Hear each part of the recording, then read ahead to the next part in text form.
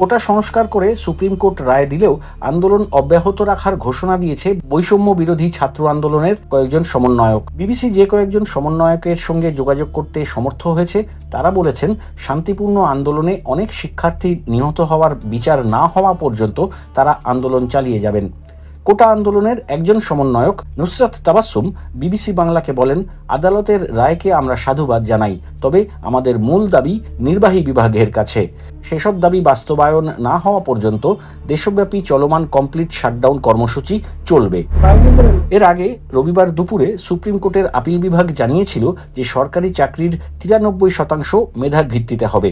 2018 সালে কোটার বিষয়ে দেয়া প্রজ্ঞাপন বাতিল করে হাইকোর্ট যে রায় দিয়েছিল সেটি বাতিল করে দিয়েছে শীর্ষ আদালত।